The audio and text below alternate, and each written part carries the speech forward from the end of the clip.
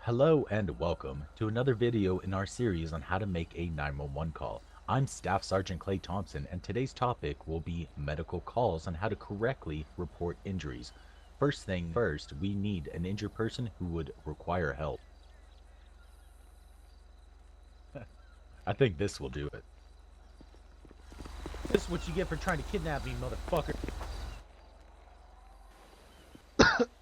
Why'd you do that? Help me, I'm injured. This is what happens when you are distracted. You can get run over by a vehicle. You can get punched by a random person. You can get revenged on by the person you kidnapped. Now, you have to make a 911 call. Swear to God, bro, I swear to fucking God, I'm gonna clap your bitch ass, pig ass. This is 911. What emergency service do you require?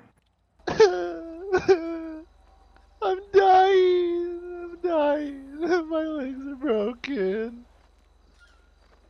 Since when is getting punched in your face break your legs? Man, that's what I always tell them, otherwise, they just don't show up. Well, that's not how you make the call correctly. If you want to survive, you gotta be a little bit more specific than this. When you need to call 911 to receive medical help, you have to follow these 4 steps. First, you need to state the approximate location or terrain you are located in. Even though they will be able to track down your call location, it doesn't necessarily inform them about the terrain and what vehicle they should use. For example, if you are on top of a mountain, the helicopter would be necessary, but if you are on the side of a road, basic ambulances would be perfectly fine. Next, you need to correctly describe your injury. We don't need medical terms, just say what hurts you. The emergency service workers are sometimes required to triage the 911 calls by the seriousness and the urgency, and having a broken nose with a possible concussion is way more serious than broken legs.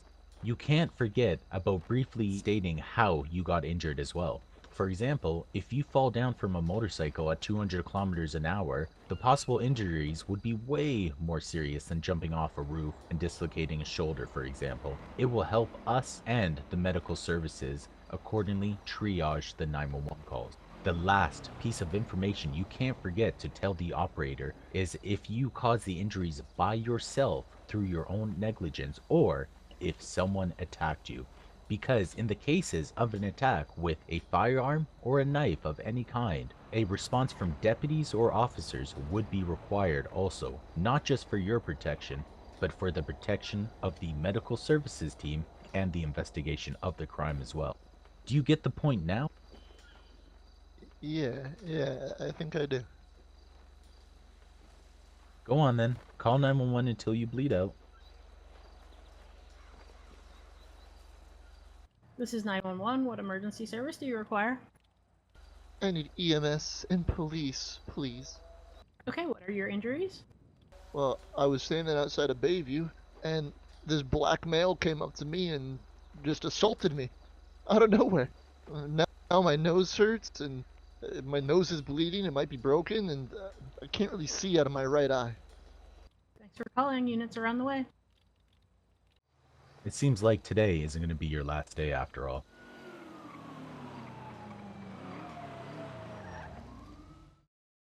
For everyone else, when you make a 911 call and report an injury, remember to provide what we've talked about today. Your approximate location. What injuries are you suffering from? How did you get injured? And in the case you've been attacked, briefly state how many attackers were involved and if they were armed or not.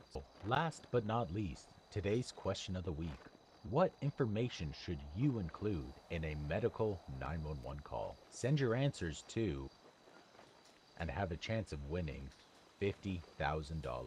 That will be everything from us. I'm Staff Sergeant Clay Thompson, and I'll see you next week. See ya!